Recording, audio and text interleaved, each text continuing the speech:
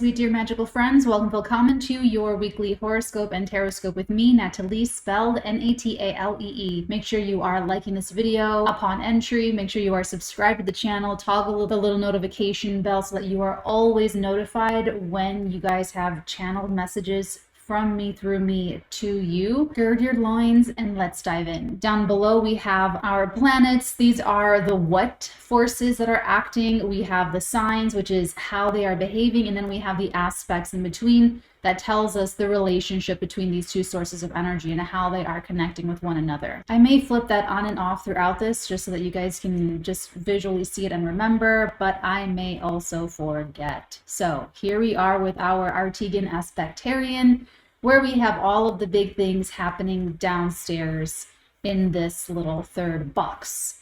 Let's start off with Monday, the 7th of November. This is the week that we have the big eclipse happening, the last eclipse of the year. It is the total lunar eclipse in the sign of Taurus, and it's the last big pivotal shift of the year that we're going to be dealing with these big swinging massive changes in our lives. So you know, we're a year into this eclipse family unofficially.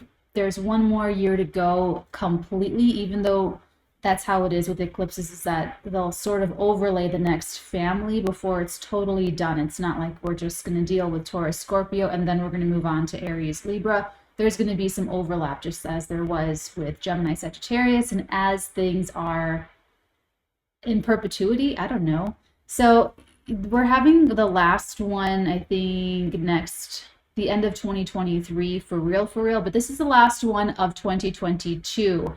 And this one's going to be very exciting, not just because it's conjuncting Uranus, but because it is reactivating, retriggering the middle to the end of July and the beginning of August, when we have the triple conjunction in the sign of Taurus with Mars, Uranus, and the North Node.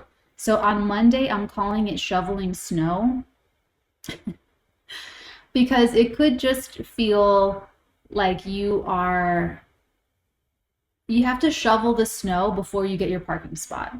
Okay, so that's why I'm calling Monday, the 7th of November, shoveling snow. We're going to have Venus and Mercury within a 5-degree orb for about 2 weeks. So from the 7th of November until the 21st of November, we're going to have Venus and Mercury traveling together in the late degrees of Scorpio and in the early degrees of Sagittarius. So this day on Monday the 7th is the first day of that. Here's what's interesting is that we have Mercury and Mars in mutual reception, which means that Mars is in the sign that Mercury rules in Gemini, whereas we have Mercury in the sign that Mars rules in Scorpio. That's what's called the mutual reception. So they're sort of shimmying together to the same song, but they're in separate rooms or they're on separate dance floors, but they're in sync. Even if they're in different places, in different houses, in different compartments and categories, they're still, you know, moving to the same sound, okay? So there's that. So now that we have Venus and Mercury sort of together, I feel like that does help out Venus like a very itsy bitsy little bit. So not only is there that at the time of the eclipse this week, but Venus is the ruler of the eclipse. So it's nice that we have Venus with Mercury that is in mutual reception with Mars. That's nice, okay?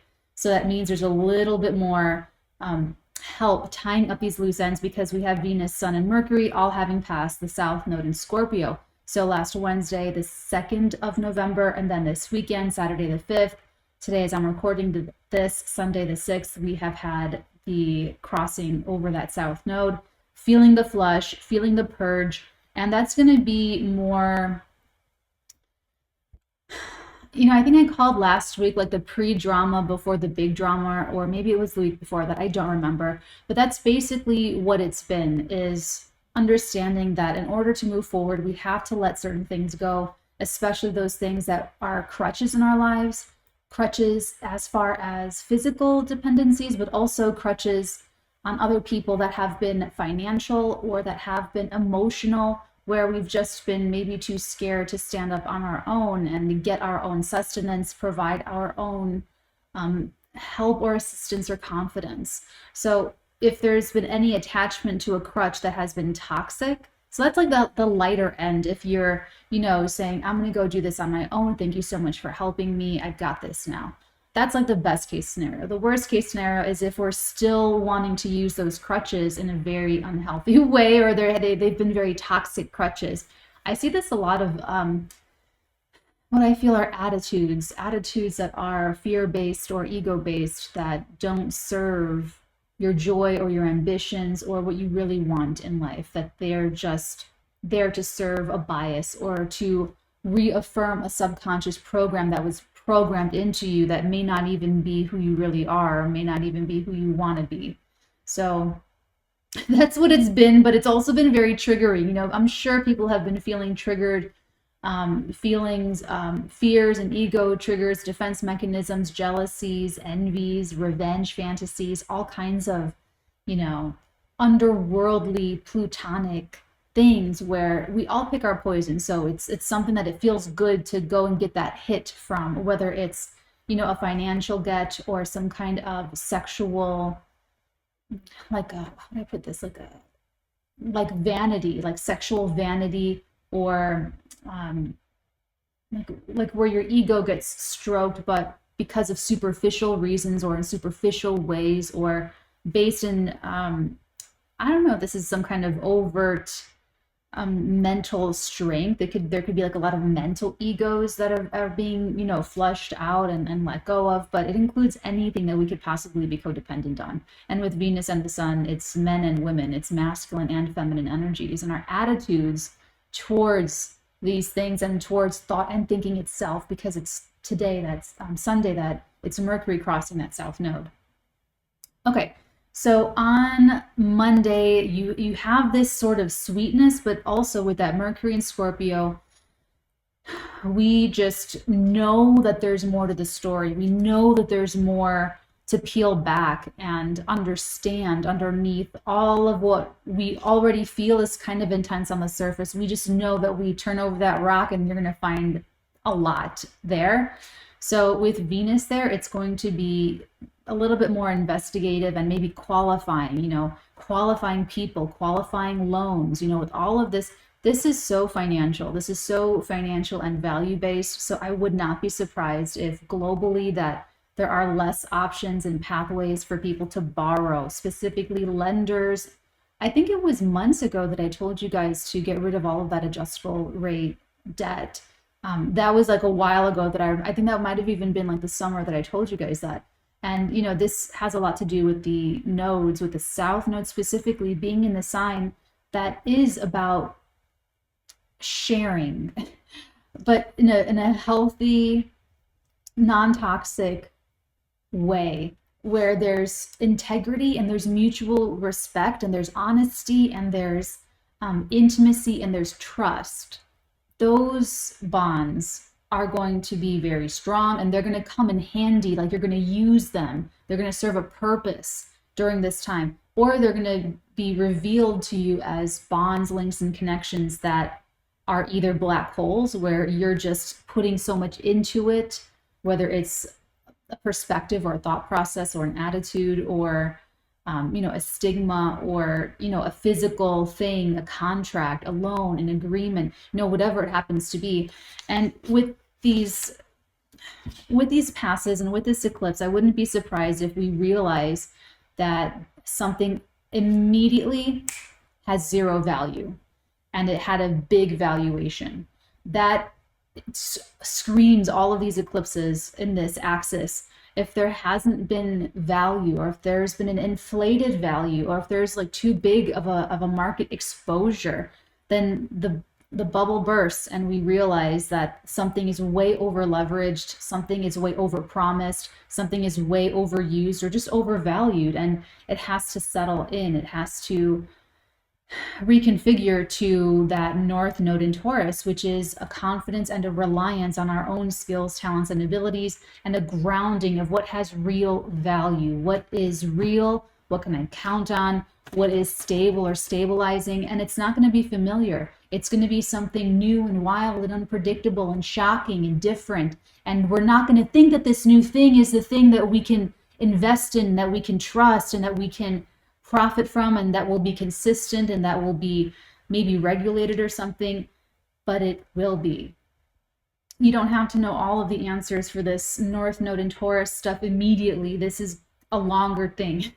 It's a longer thing. It takes a longer time, but you'll feel very emotionally connected to that future as early as Monday, November the 7th, because the moon is in Taurus, and moon's very happy in Taurus. So that emotional urge, emotionally deep down in that Taurus area of life, we want that big happiness. We want that financial success. We want, to look and feel healthy and beautiful. We want those favorable aesthetics in our decor, in our surroundings, in our lives. We want everyone to just give us an easy time as we make our way through the world. All we want to do is do our work and have all our great things and have our happy lives.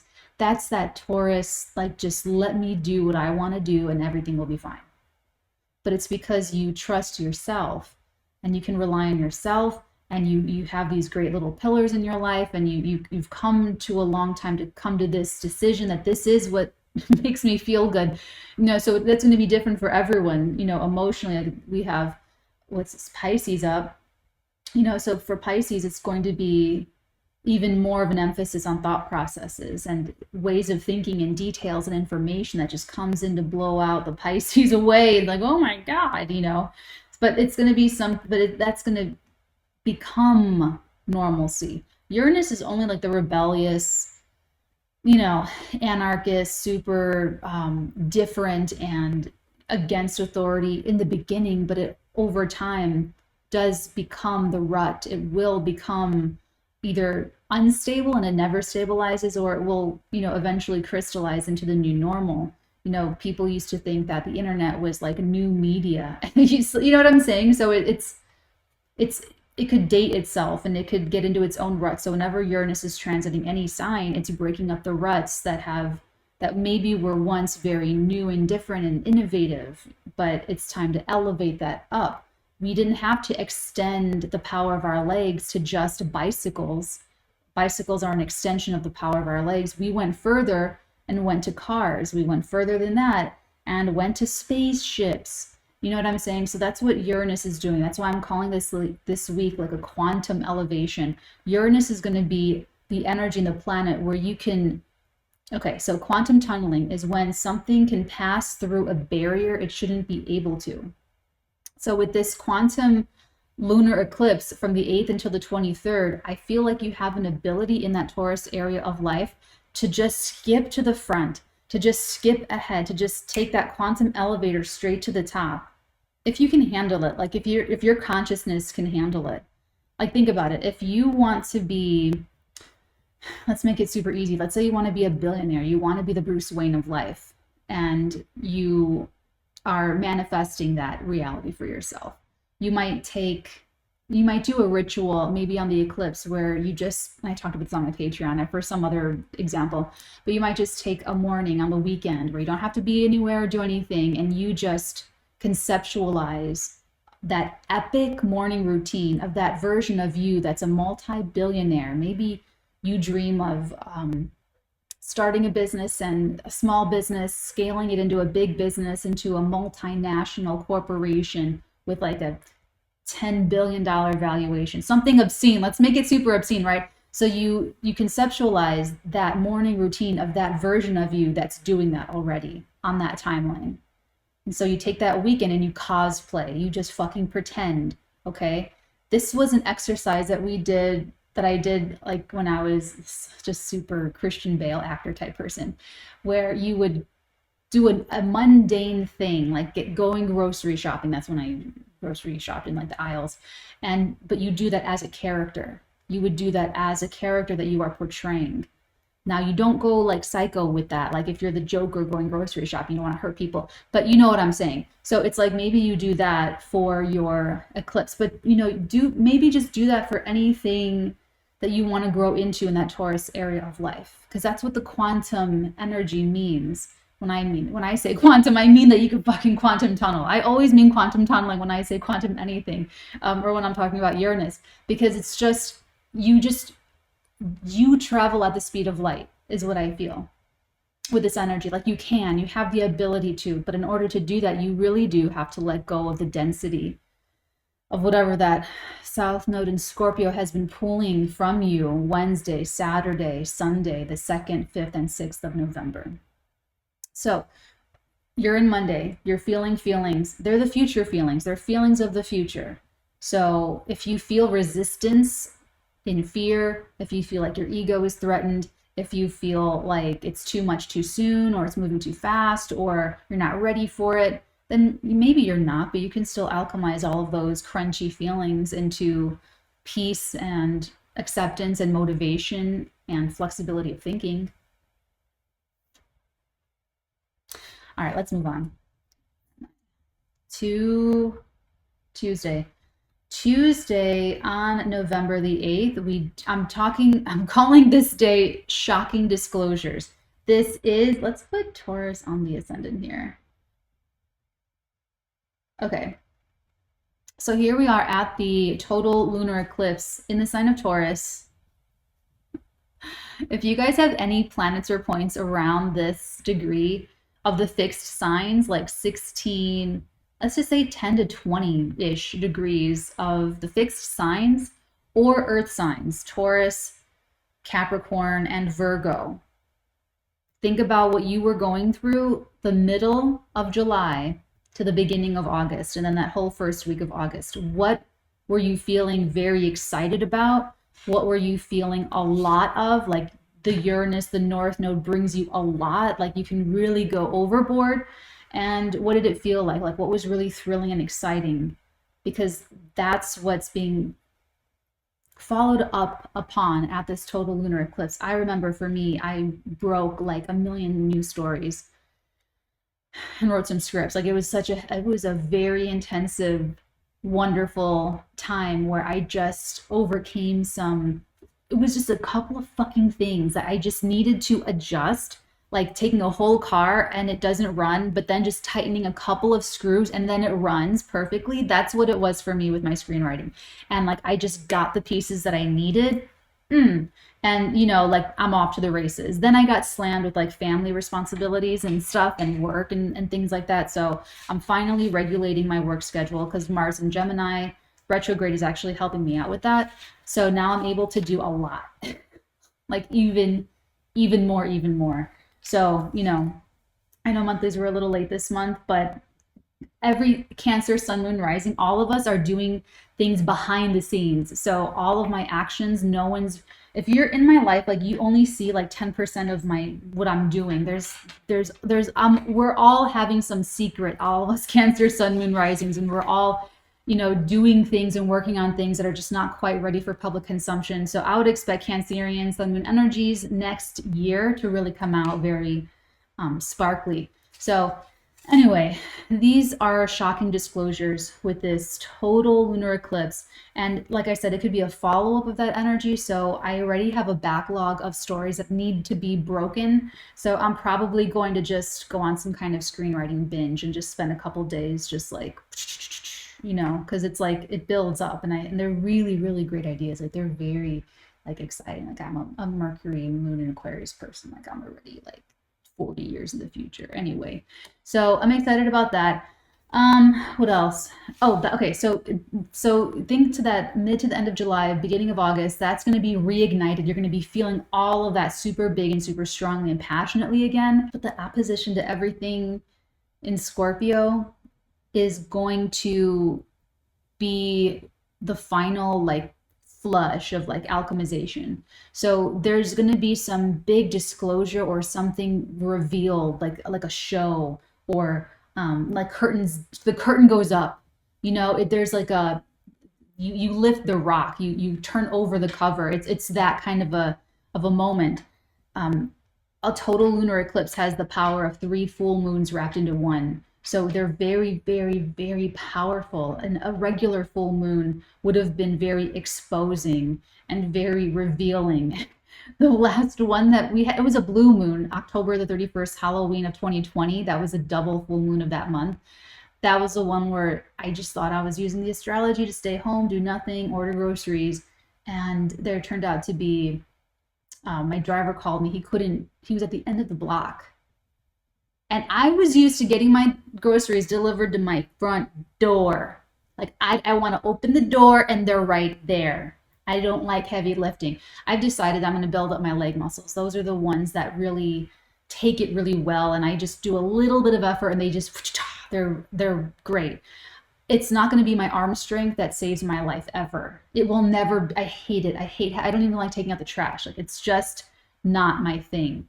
So anyway, he called at the end of the block. The police were fucking everywhere. I called some police number and they said they couldn't tell me what was going on.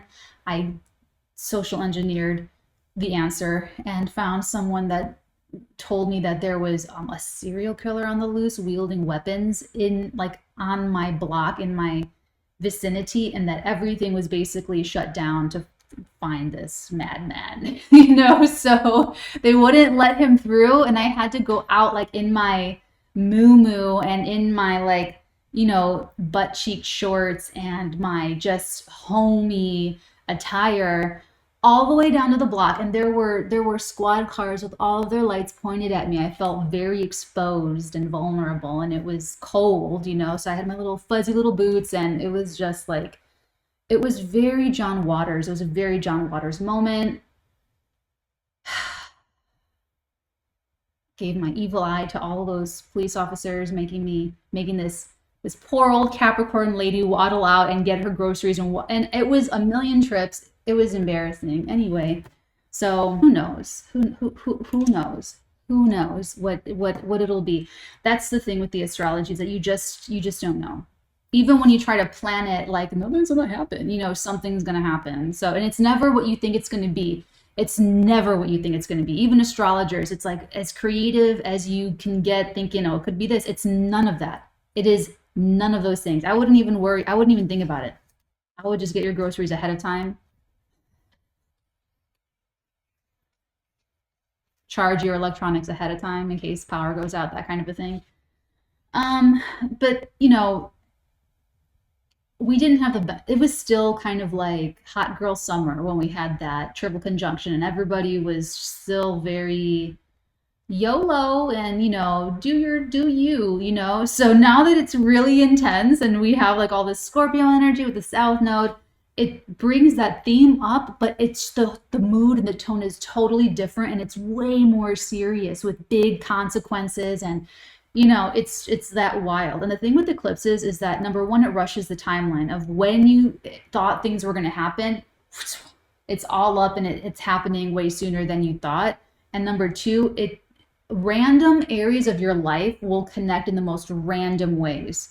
So eclipses have these surprises, like these big surprise disclosures, because it's like this weird interconnected but invisible domino effect in the universe, where different areas of your life will affect and influence other areas, and they seem very disparate, but you can see that there are some kind of connections, so, and they will also affect and ping pong other areas of life. If something happens over here, it's going to have an effect all the way over in this weird nook and cranny Yod formation or quincunx inconjunct area of your life over there. You know what I'm saying? So it's just too much. You don't want astrology to work against you, where it just makes you super neurotic. You just, so don't spin your wheels trying to like detangle all of this, because all you need to know is that whatever it is, it's a drive and a hunger for you to be happy and secure. Taurus is ruled by Venus. Tauruses, I feel, want to be happy, and because they want to be happy more than they want anything else. So they keep it super simple.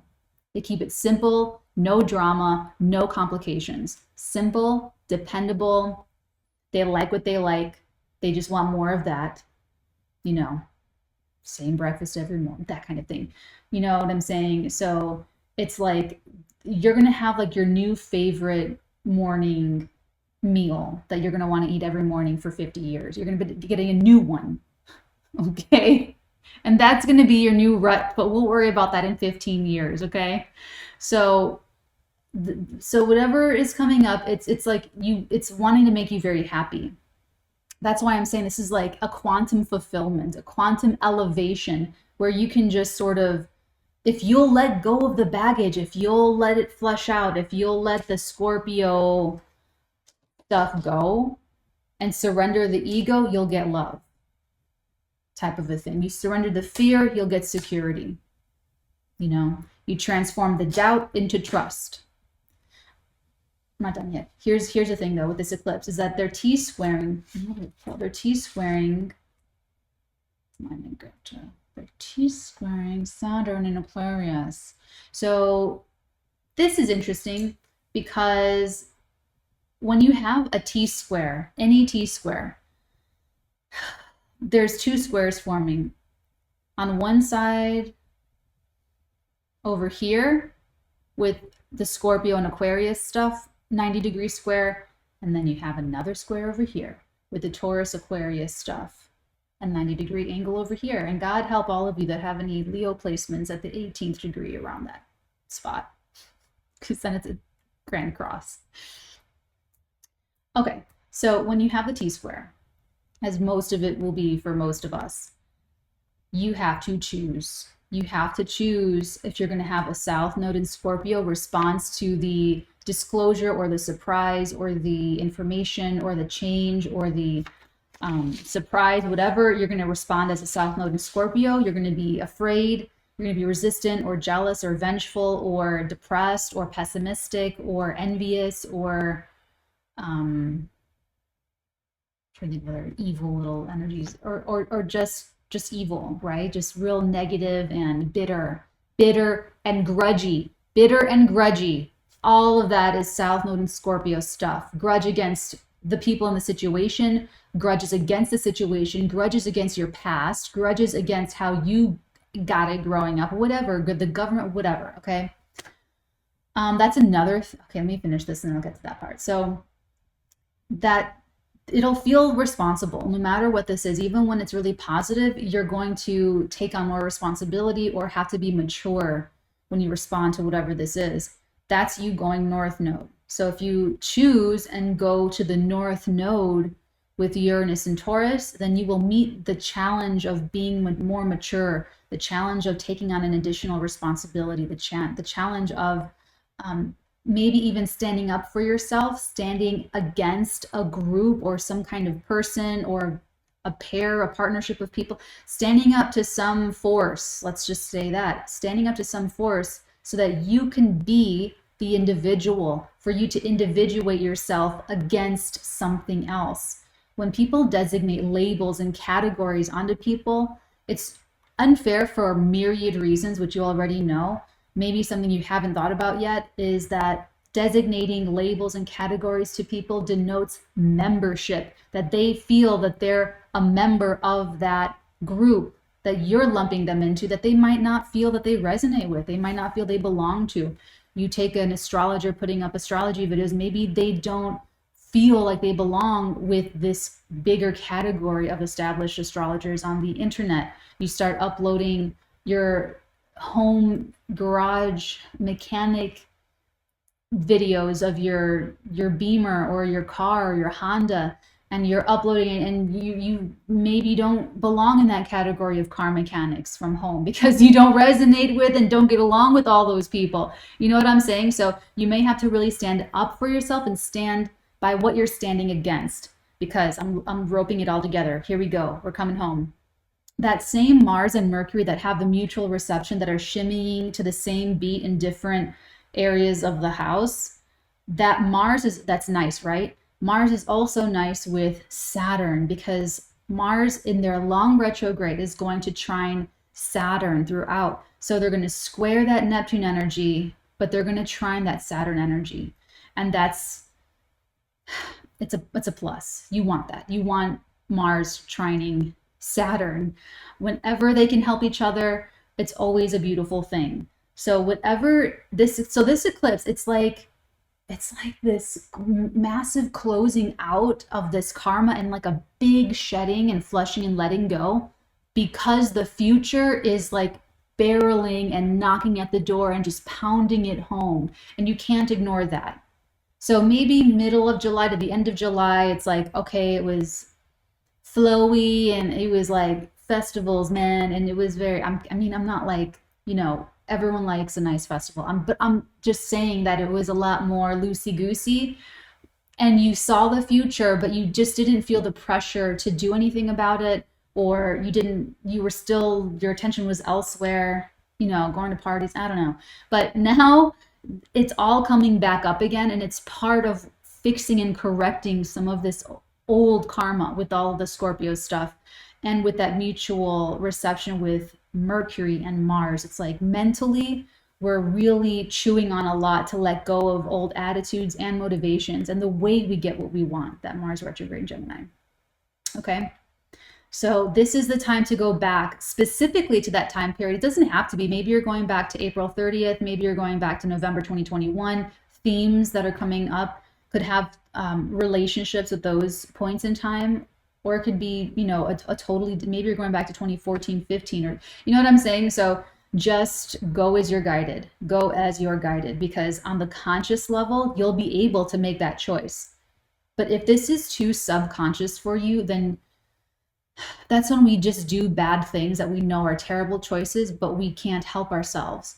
So we have partial awareness where we know we're doing bad things and we know we can't help ourselves, and we don't stop because we can't. We just can't control ourselves at that point. But we have the awareness, versus being in the step behind that step where you have no awareness that what you're doing is a compulsive thing. You're compulsively eating, spending money, ripping people off. This is the age and the era of frauds and fraudulent activity, and it's in every area of life, from banking and finance to every other area. This South Node and Scorpio stuff could be so good and helpful for us to purge and release and let go of fraudulent activity, fraudulent inflating of value, everything that was just propped up to be either not real of value, or not real at all, or a manipulation, you know, in terms of quid pro quo type of toxic enmeshments where two entities are helping each other profit and gain some kind of win at the expense of, like, God knows what. You know what I'm saying? So if that's what I'm saying, like on a personal level, it's codependencies in relationships, financially, egotistically, that are going to need to be severed and let go of. And listen, you're going to feel the feelings come up. I feel the feelings come up. It's not that we never feel bad feelings. It's what do we do with them, and how do we alchemize them? I had to alchemize what felt like a fucking log of shit this week. I'm sorry to put it that way. I'm sorry. It's so gross. But that Venus crossing the South Node brought some family bullshit that I really had to check myself. And thank God that I am masterful enough to do what I need to do. You know what I'm saying? Because it is these are powerful energies. It's Scorpio. It's like it's got that venom, that feeling so venomous. It feels good.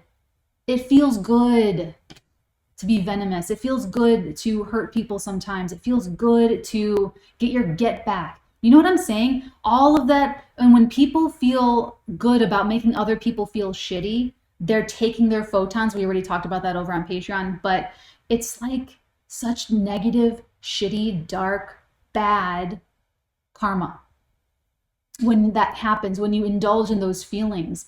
So this is what you got to do. You got to alchemize all that shit into the eagle Scorpio, not the Scorpio, the eagle Scorpio.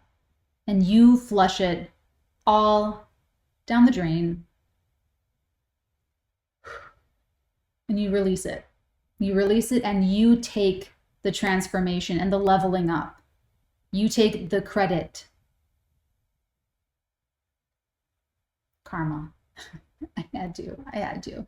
You know what I'm saying? So, you know, but I'm telling you, like this eclipse is going to snatch you. Okay. It's going to be like the future is just going to come in and snatch you. But like, I'm telling you, like, it's just been, you know, you're going to feel ego deaths, little ones, little petit maws, ego deaths. I mean, that's a different little death, but but you are going to feel these little ego deaths coming up at this eclipse. And you're going to have that. So on the unconscious level, people are going to get hit with this and just revert back to some comfortable but toxic reaction.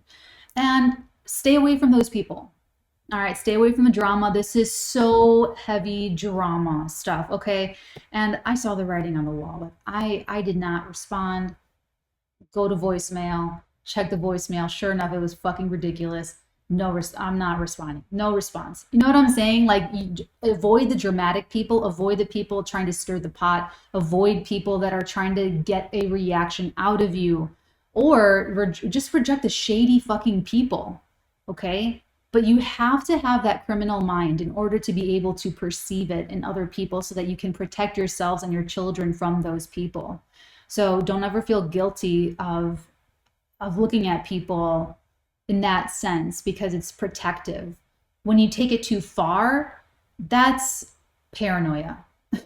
When you go too far with that. But you do need to have an ability to see and perceive pre-incident indicators. That's what Mercury in Scorpio is this investigator that knows for 100% certain that there is absolutely nothing in life that does not have markers to show you what's going to happen before it happens.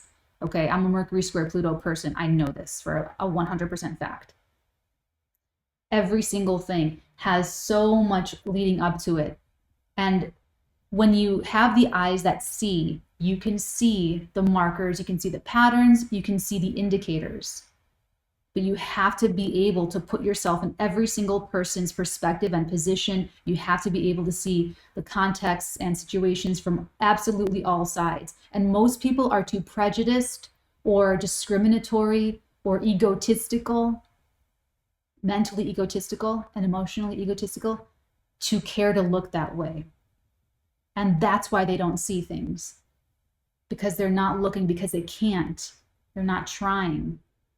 They don't care about seeing it. So when something like this happens, that just sheds a whole big spotlight on everything that they could not see about themselves, about other people, about their business, about their money, about their jobs, wherever they've been putting their head in the sand. And this is definitely that,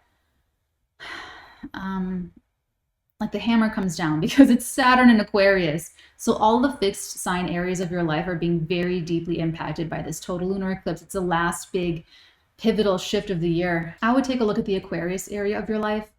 That's been more difficult since December 2020. Not that first year, because we had Jupiter in Aquarius. So, but it's been difficult. There's just literally like a few more months of it. So you should have already learned all the lessons, and it's just the application of them.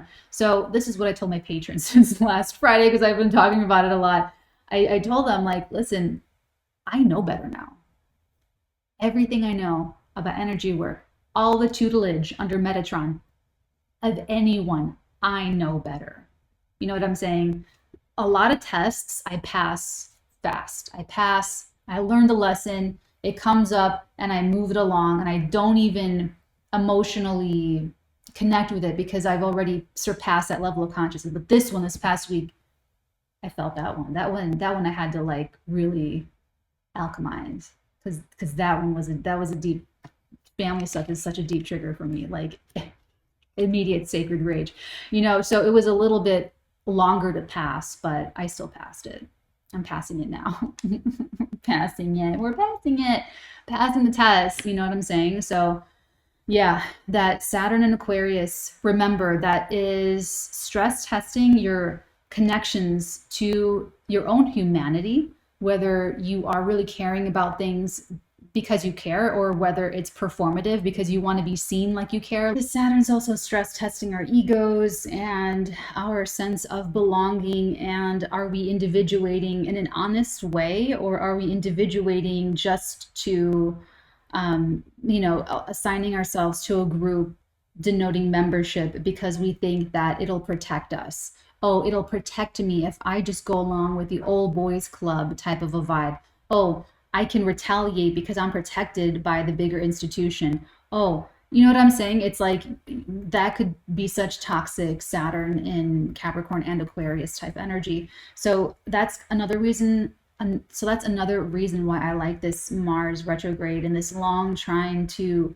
Saturn, because these are people oriented and how people connect based off of a shared sense of humanity and, you know, what we're really thinking about. So, you know, it's a return to some issues that could have, like I said, flared up that have separated people in mid to end of July and the beginning of August. If there was anything very contentious, that's going to be coming up for people, and we're going to be redrawing the seats at the dinner table for holidays again, because so and so is not talking to so and so because, you know, so and so is a litigator and someone has an interest in this stock and it's a conflict of interest, like, you know, just conflicting ideologies, conflicting belief systems, conflicting of all that stuff. As far as the people's concerned, the people are about to get a huge, massive shock. There could be the end of some form of subsidy or some form of support or benefits, you know, maybe something,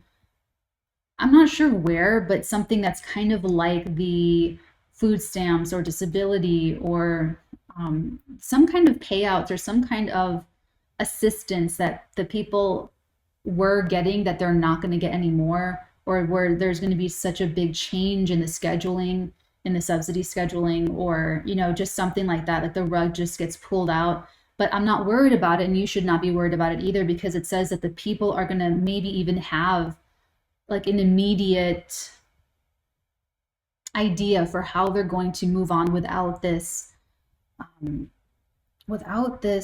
support, you know, without the subsidy, without the access or assets or finances, whatever form of support it was that is being, you know, either relitigated or taken back. With that Uranus energy, the people are going to be able to be super resourceful kind of in the moment. But if you're waiting on that effort or that assistance to come in, there might be a delay in getting supplies or finances with that square to Saturn. So I'm just going to say, you guys, just don't panic about any of this. That would all be South Node and Scorpio stuff. Really believe in your own skills, talents, and abilities as much as you possibly can, especially in the Taurus area of your life. That is where you could quantum elevate, quantum fulfillment, get so much out of that Taurus area of your life and not have to understand how you got there. It's a feeling to another feeling, and you can think about it and put all the pieces together later, because there's going to be some time anyway with the T-square to Saturn. But the full moon, the total lunar eclipse is happening, and there's a Mercury cazimi happening in Scorpio. So you have this elucidation, you have this big reveal, you have this aha moment. You believe in yourself, and don't wait for anything to believe in yourself. That's what I'm going to tell you about this total lunar eclipse. Whatever's upending and the ground is breaking in your lives, whether it's your living situation or your parental relationships or the family cohesion or your job or your finances, whatever it happens to be, understand that some things are still going to take some time to, with delays and maybe even like processing times and that kind of thing, be delayed. Or even at this structural things as far as people, like where people are in the hierarchies, that could have some delays. Like maybe there's red tape or there's things that need to get passed through certain levels and things, but you believe in yourself immediately, and you create immediately. I'm going to break all the stories immediately, you know, get all of that done immediately as soon as possible. Let everything else catch up to you, but emotionally allow yourself to go far because of the quantum shifting that's happening. Okay, so I feel like I talked a lot about the total lunar eclipse on Tuesday. Hopefully that you guys feel extremely prepared, because I'm telling you, whatever the curveballs are, there will still be, I don't want you to focus on either what you're losing or what's changing or where you have to be super responsible, whatever. I want you to just focus on that moon and Uranus and think back to late July, early August, because that was a pretty big dose of it. So whatever this happens to be, it's going to show you more and more from the 8th until the 23rd, until the Sagittarius new moon. And by the time the Sagittarius new moon rolls around, it's going to be a peach, it's going to be sweet. It's going to have Jupiter stationing direct in the sign of Pisces. So this is the last 2 weeks of craziness and big shifts in the year. Then we're going to be moving on and implementing the changes that come about from this last eclipse season window. And like I said, it's going to be very unpredictable, and there could be just so much changing in the, oh, that's another thing. Okay, one last thing that I'll say is that with the elections and with Mars retrograding in Gemini, there's going to be so much noise. There's going to be a lot of noise. We already know that, but it's just going to not have any kind of resolution yet. So it's very fanatical, and it's very, very, very sensationalized. Let me just continue on, because I do talk about this. So Tuesday is still called Shocking Disclosures. The 𝚬𝚘 in Scorpio opposing Uranus and Taurus, there could be actual documentation, at the very least intel and information from or about the past, or something that you see or that comes up on this. Should I turn on the light? Maybe. I'm getting like the last rays of the sunlight. Or whatever does come up around that Scorpio energy could cause us to feel like we have to grow up really fast, because it is in opposition to the North Node in Taurus.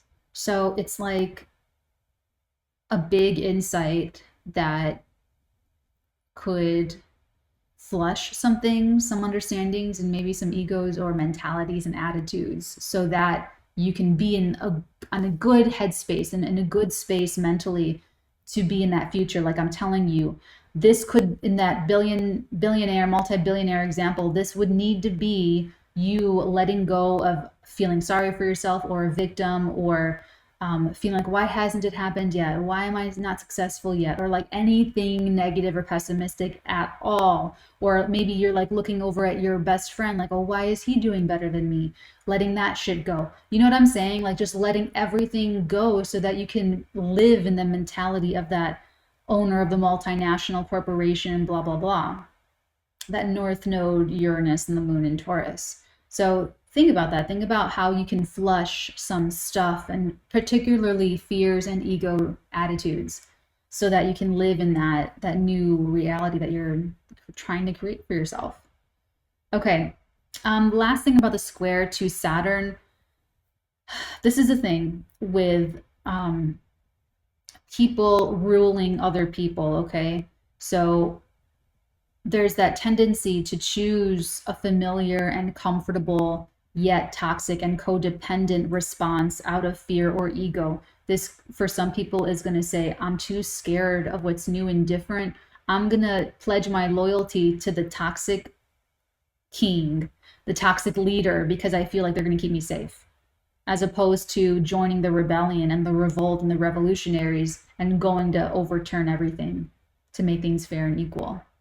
That's another thing. So you could choose a new way, a new response to meet these challenges, or you can choose that to stay codependent on something out of fear or ego needs. Like, oh, I'm only going to post this in this way because this is what's going to get me the attention. Or instead of just doing what feels organic for you and posting like whatever you want to post, if that applies, you know. So it's got like different contexts wherever this Saturn and Aquarius area of your life is, and then the Taurus and Scorpio. Let that tell you, you know, the signs are telling you how. There we go. Okay, so the planets are the sources of energy. You're working with Venus, Mercury, the Sun. You're working with the Moon. You're working with Uranus. You're working with Saturn. So those are the sources of energy. The aspects they're making are telling you the nature of that connection, which we already know is very stressed out and it's very consequential. You have to overcome some kind of challenge first in order to get the goods. And it's going to force a better innovation. It's going to force something even better than if it were just easy and simple. Then you have the signs. You have Scorpio, Taurus, and Aquarius. This is the flavor, the nature, the characteristics, the personality of all of these players on stage. Okay. That Saturn in Aquarius is not taking excuses. Like you've either studied and learned your Saturn lessons and you know what to do so that even if it is hard, like it was for me last week, you'll still know better. You still know better. That's the thing. So we all know better already. We just have to try really hard and overcome whatever this is. Okay, so all of that is Tuesday, and that's going to tire you out. Like an eclipse week, a total lunar eclipse week in any sign like that is with Uranus, like the adrenal glands are going to be so hot button, and all of the noise, and people are going to be dramatic. You're going to have to be dodging bullets like left and right. You're going to have to be avoiding certain people, sending people to voicemail. Like it's going to be a whole thing, okay? So that's what we're here for. Let's move on to the next day of the week. On Wednesday, I'm calling this Sensationalization on the 9th of November. So we have the sun opposing Uranus, and this is just going exact from the eclipse. I'm a little idealistic, as we know. I have my Venus in Sagittarius. I would love to see brilliance of genius being observed or revealed. How cool would it be if there were like a new genius that just enters onto the world stage on a sun opposing Uranus transit on a total lunar eclipse that reactivates more genius energy from the mid to the late July, early August of 2022. I think that'd be freaking amazing, so freaking cool. But it could just mean that we have new goals that we're realizing, and that there are new goals and directions that we're taking as individuals or as nations and companies and tribes and groups, that there's just new directions that we're going in. And you know, maybe the masculines in our lives, people that are masculine dominant, or we might be using our own masculine energies in a very surprising, innovative, and futuristic type way, things that we just haven't seen before or heard about before, and maybe even some new standards or new ideas about masculinity that we have not, that the public collectively hadn't previously ingratiated and accepted into the group mind, I guess you can say. But it's still very sensational, like Sun Uranus, men and masculines, and we using our masculine energy can really be doing some crazy things that really shock and surprise like everybody around us. So there's that. And then the moon enters Gemini on Wednesday as well. This is like, what I'm getting from this is the birds in the trees, that they're all talking at the same time. It's the cacophony of information and opinions and details and sound bites and sensationalized anecdotes. Everyone will be hysterical and prone to exaggeration, or they will fill in the missing details with lies, salacious lies, Geminian lies, because Geminis will say things that are lies that they don't think are lies. They don't consider them to be lies. And that's part of this whole big thing with the Gemini Neptune. Mutable energy will find ways to justify lies because of the perception, or lies by omission. I didn't say it, so it's not a lie. You know what I'm saying? So that's another hallmark, and I've already talked about this for every single zodiac sign for November monthlies of the longer Mars retrograde.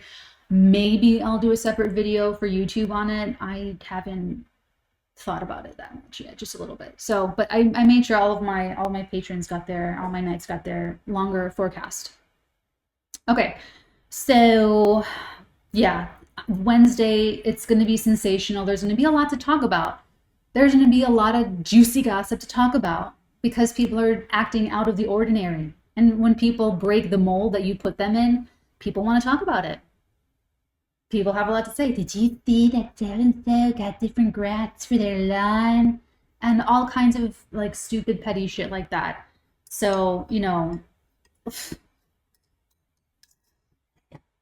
sorry.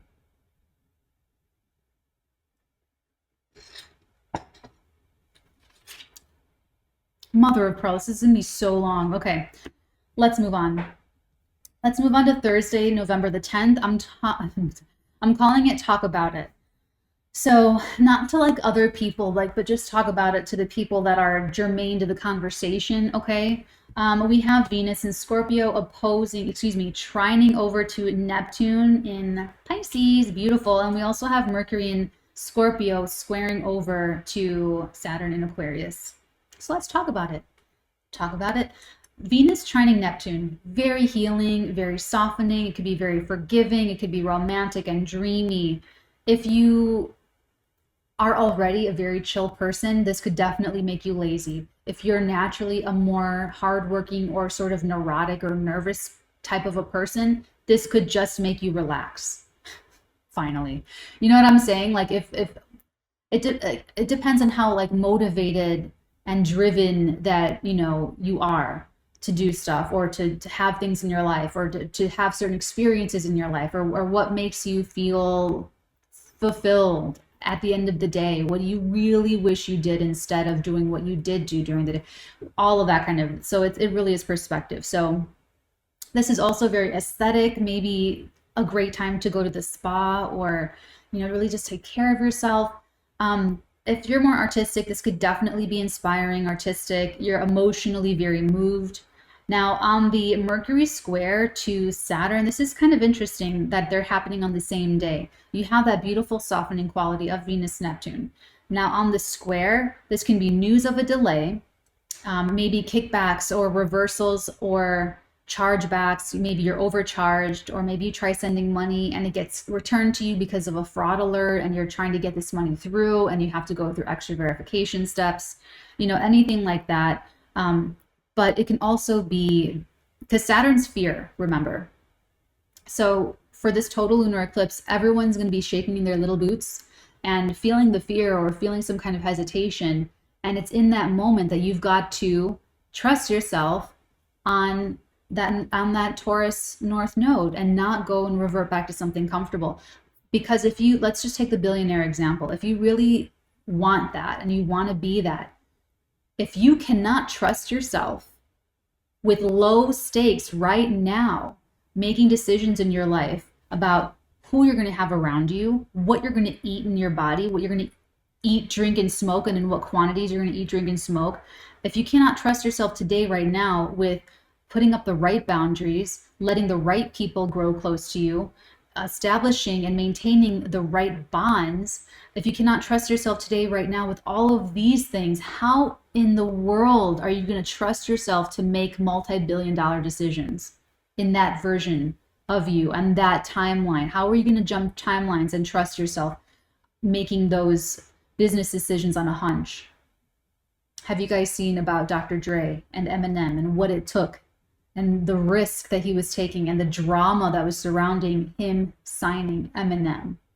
Okay, you need to trust yourself above everything. If you cannot handle the pressure of your little fucking neighbor and your little tit for tat extended family cousin, if you cannot handle that, what makes you think that you can handle being in the life that you really want for yourself? I know a lot of you that watch me are in artistic fields, a lot of you are writers, a lot of you are in finance, a lot of you are in really interesting different fields.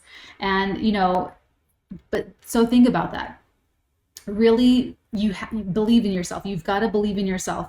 If you get the success, if you get everything you want, are you going to trust yourself to make the decisions moving forward? Everyone thinks they can. Everyone thinks, oh, if I had Elon Musk's money, I would solve all the world's problems. And everyone thinks that they can, but look at the reality. People are stressed out, stewing on stupid conflicts that don't matter, instead of focusing on creating something, instead of focusing on their healing, instead of focusing on their brain waves, instead of focusing on cooking a very healthy, nutritious meal for themselves.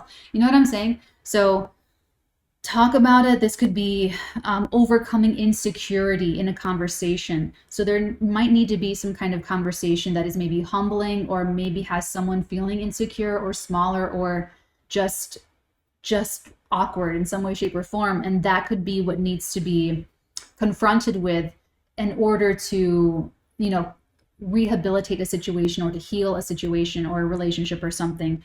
But this can also be in your own mind, where you have to come up against a mentality or a way of thinking or communicating that has actually been keeping you back, holding you back in some way, shape, or form.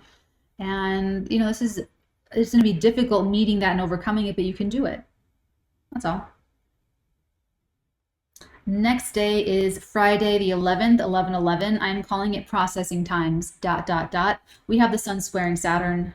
We have the moon conjuncting Mars squaring Jupiter and Neptune, and then we have the moon ingressing into Cancer. So on Friday, I'm calling it processing times because of this sun square Saturn. I'm not a fan. I'm not a fan of sun square Saturn. That's denials, having to wait, possible demotions, reprimands. The sun is trying to just shine their beautiful light and be sparkly and, you know, put their ideas forward and just show everything.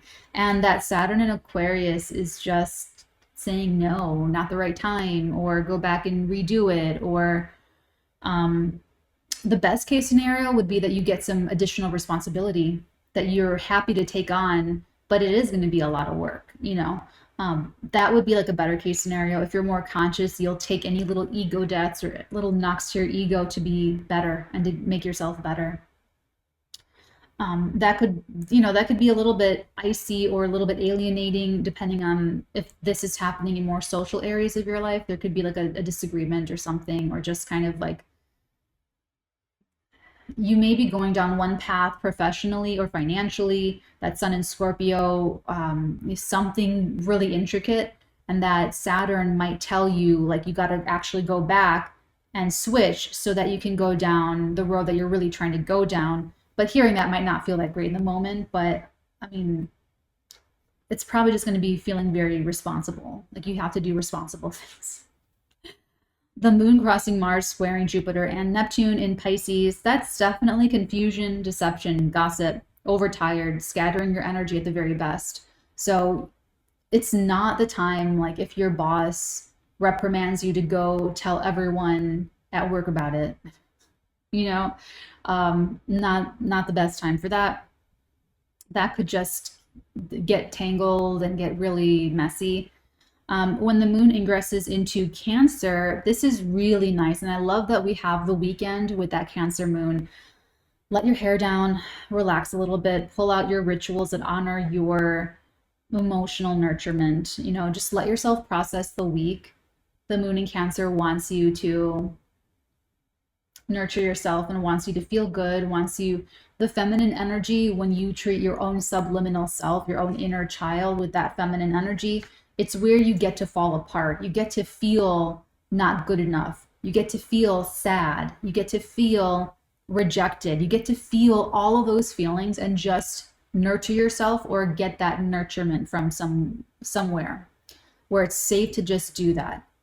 When you're done, when you've put a healthy boundary on that, and that's what you've got to do. That's what I had to do last week with the Venus crossing the South Node. I had to put a boundary on how long am I going to let myself stew on this? And then it's over. It's over.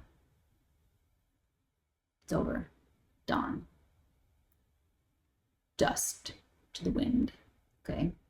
Boundary. Healthy boundaries. Mental, emotional boundaries. Okay? So when you put a boundary on the nurturement of how long you're going to let yourself feel this way, then that solar masculine energy takes over, and it's your own inner father archetype. That solarizing fatherly archetypal energy is the one that says, let's get up again. Get back up on the horse. You know, you can do it. Go in it again. Train harder for next time. Study harder for next time. You'll be able to do it. You know, but if we just want to fall apart, we're going to resent that masculine energy, and we're just not going to get those needs met. So with the moon in Cancer, it's the former. It's the feminine energy. So just let yourself be messy. Let yourself have a Bridget Jones moment. Let yourself just... Did you see the TikTok with this girl had a flute of champagne, and in a spray bottle she had orange juice, and so there was the mimosa, the champagne, and then she just dusted the top of her champagne flute with orange juice. You know what I'm saying? So like, let yourself, I mean, you know, be safe, but let yourself process, meditate, you know, or pray, whatever you do, whatever you do for spiritual nourishment. And that brings me into Saturday. Saturday, I'm calling it relax or go slow.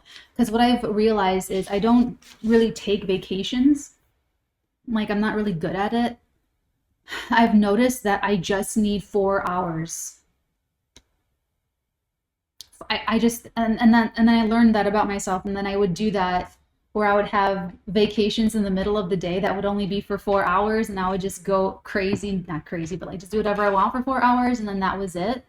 And yeah, so that's what I've noticed. Like when I do give myself like the healthy work boundaries and I give myself a day off or something, then that's just what I've noticed is that I take 4 hours to just do whatever I want and just be slow and moseying around. But then after those 4 hours, I start working, but slower.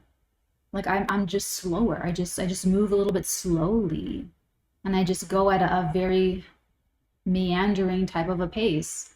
But I truly love my work. I truly love everything that I'm doing with my day. I'm truly loving the people that I get to work with and for, and the people that I get to serve. And like, I really do enjoy all of it.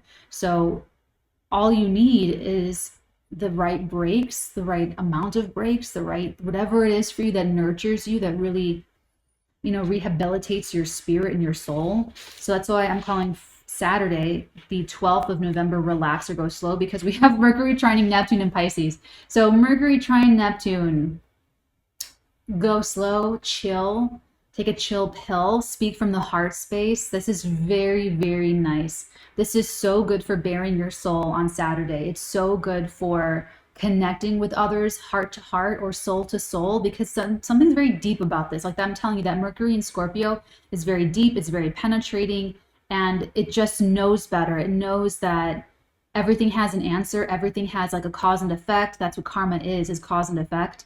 And it can figure it out. That Mercury in Scorpio is always like, I can figure it out, I can figure it out. You know, Mercury square Pluto, like you do calculations in your head, like it's always on.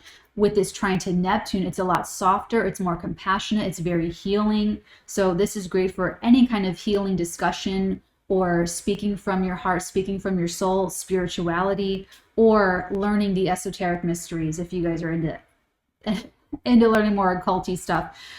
This is also great for forgiveness and letting things go, letting go of the grudge, letting go of the pain, letting go of what happened or didn't happen, what was said, what was not said, and maybe even healing that within yourself through talking about your experience to other people. The only warning with this is be careful of glibness or any kind of verbal misrepresentation. So this is really great for creativity. It's really great for healing and spirituality because of the nature of those types of discussions. But it might not be the best day to go by anything that you have to go through the terms of the contract and get really nitty gritty.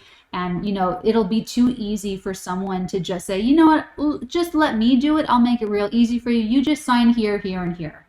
You know, if you're doing like a mortgage or you're structuring out some big complicated contract, it'll be real. You'll want to just trust them and say, yeah, you take care of it. Let me know where to sign. Okay, we saw that in the social network, not for the same reasons, but because that trust was there, that Mercury trine Neptune, that trust was there. He thought they were his lawyers, so he just signed it. He did not have his own lawyers look at it. Talk about 𝙁𝙁𝙁, and then he just signed it. Okay, so that's the only thing, is that it's just me very, very trusting. So do with that information what you will, but just you be responsible.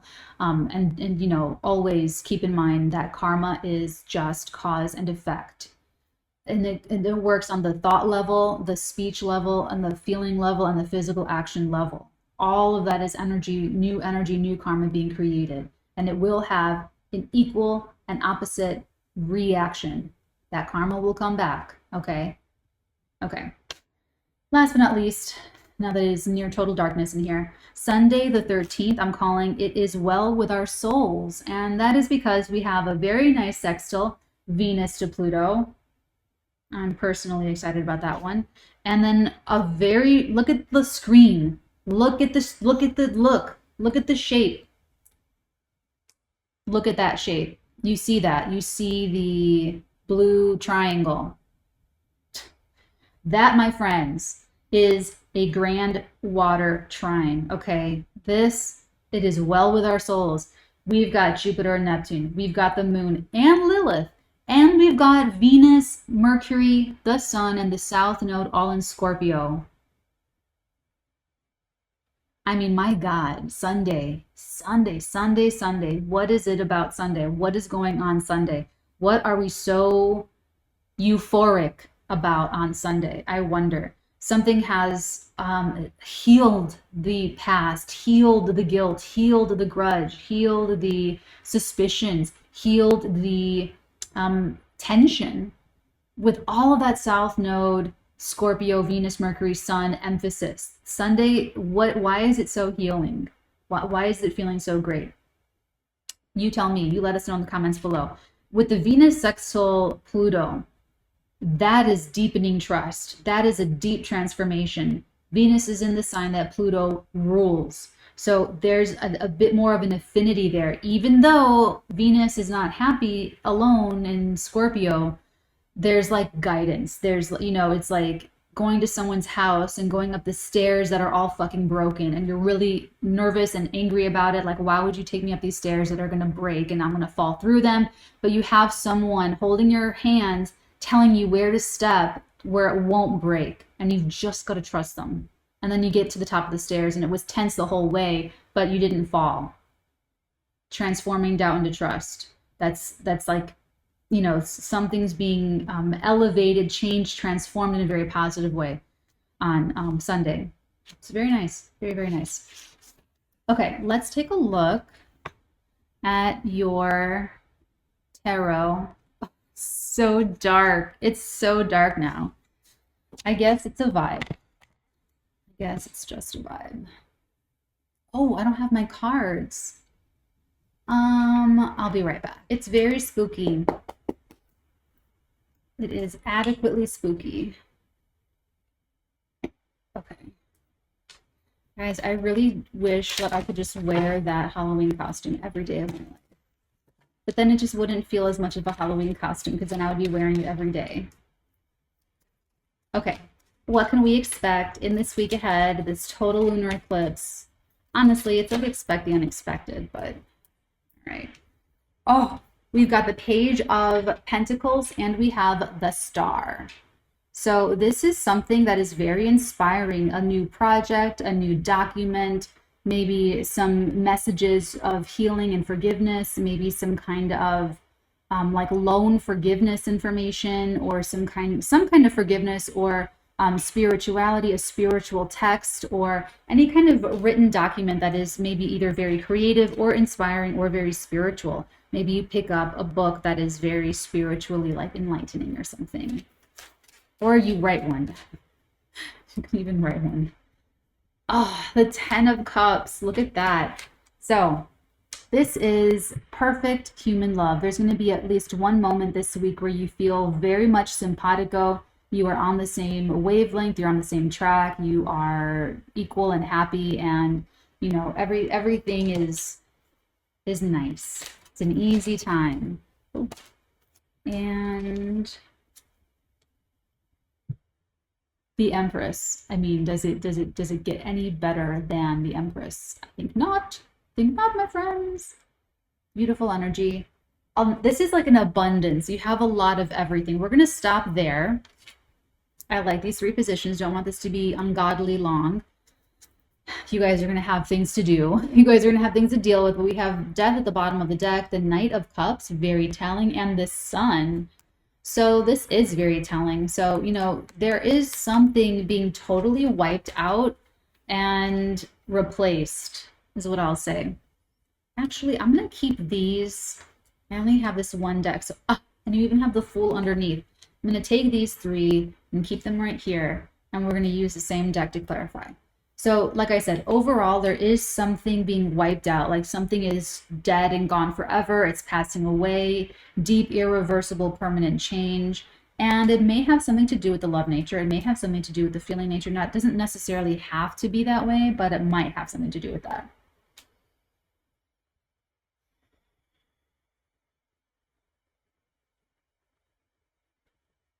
This can also even be some kind of offer. It doesn't have to be like a love offer or anything. I mean, it can be for some of you, but it doesn't have to be. If this is like a contract or an agreement, this is so, like, I like to see all of the romantic cards that apply to business readings. Just me personally, because it's just like getting to work with and for people that are great, that bring you joy, that really get you and accept you, like that, putting a team together, putting a company together, you know, being the leader of a tribe or a community, or rallying the troops together, being a member of something greater than yourself, getting along with people, feeling like you have each other's back. All of that is just so rewarding, and it feels so good, and it's validating, and it's affirming. And when it happens, and when it's the right, all of the elements are the right elements, it's amazing. And it can do so much to support a person and to support the bigger glob, you know, like the mind, the hive mind, like the group of whatever you're doing or whatever you're trying to do. It's just like, think of Children of Men. Like, everyone was living in shit and misery and depression, and there were secret societies that had the children, where there was joy and happiness and peace. And you know, that's kind of like new earth that forms and continues to form. It's within your heart and soul, and in your own little pockets of friendships and communities and companies and tribes. This Saturn in Aquarius is the last stress test of it before they move on next spring in Pisces. So let's take a look at this Page of Pentacles and the Star. Ooh, thank you. It's the Ace of Swords. Love it. Love it. You know what I was thinking? I was thinking, okay, so the inside of this place is going to be a spaceship. And I'm thinking of either doing decals that I can peel off of the walls, or doing some kind of like lights, you know, like alien lights inside. Thinking about it. I'm thinking about it. Okay, so the Ace of Swords, there's even more brownie points if this is some kind of document that you're creating, whether it's an official document or a contract, or whether it's more creative. It's either got terms that really favor your position, or that everybody wins out of it, or like I said, it's very inspiring, it's very victorious, it's very inspirational, or at the very least it's very clear. Like that Star energy, it's meditation. And what does meditation do? But it provides clarity of thinking, clarity of feeling, and from that clarity derives so much confidence in how you're pointing your energy and how you're directing your actions and everything. It originates from that calm mind, and that calm mind comes from the clarity, the clarity of thinking. I like this for mental health too. Very nice for mental health. Take a look at the 10 of Cups. Ooh, okay, we have a couple cards. We have two queens. That's funny. We have the Queen of, can't really see it. Oh, there we go. We have the Queen of Wands and the Queen of Cups. So the Queen of Wands and the Queen of Wands and the Queen of Pentacles. These two queens are, they're happy though. Look at them. Now, this is very much telling me like it's like a very financial or entrepreneurial relationship. It doesn't have to be two women, but like the Pentacle, the Queen of Pentacles, and then the Queen of Wands, like those are the queens that are very about the Pentacle. They're very much about work and success and career and like building, you know. So it's looking like a very profitable alliance here. Let's take a look at the Empress. That's probably the product, or maybe the clients or the audience, or you know, whoever your like shoppers or audience are. Ooh, with the 6 of Cups.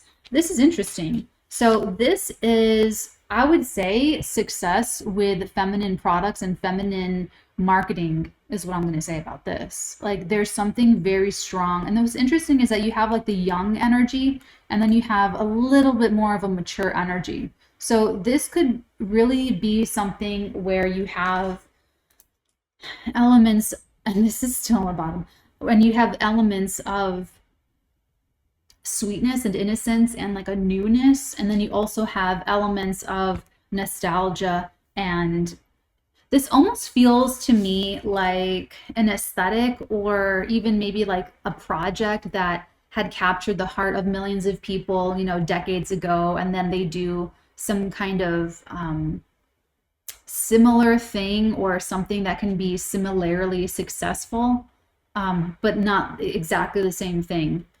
So honestly, this looks really cool. It looks really successful.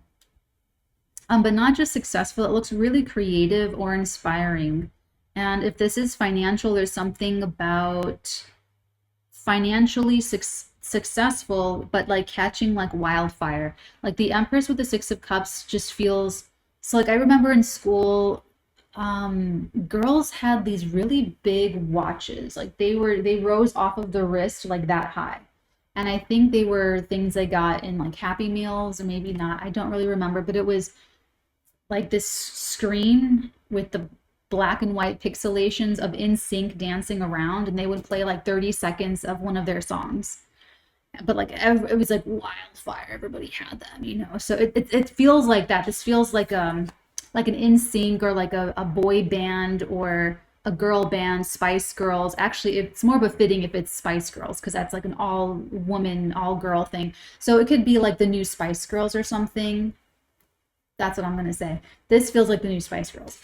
But maybe just like a product has that kind of appeal. You know, it could be very bubblegummy. It could be very, like that Queen of Wands is very fresh. That's Scarlett O'Hara. That's someone that they just like the popular stuff, and they know it's going to be popular before it's popular. Like this, someone here has like a knack for that kind of thing. They have like a knack for what's going to be like in the public consciousness or beauty standards. So if you're an esthetician or you do anything visually or with aesthetics, this is like putting some new thing together that's about to be the new aesthetic that you know, that you're going to find the market for it. Like it's going to hit a vein, it's going to catch like wildfire, it's going to be very glitzy or inspirational somehow, or you know, just like something like that. Okay. All right, I love you guys.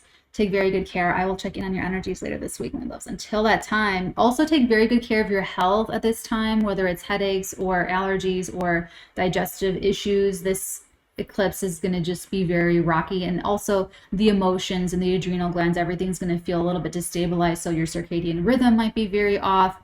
All of that could be off. Let it regulate until the 23rd. Things will get a lot calmer then. I love you guys. Take very good care. Until next time, many beautiful blessings upon all of your beautiful heads, darlings.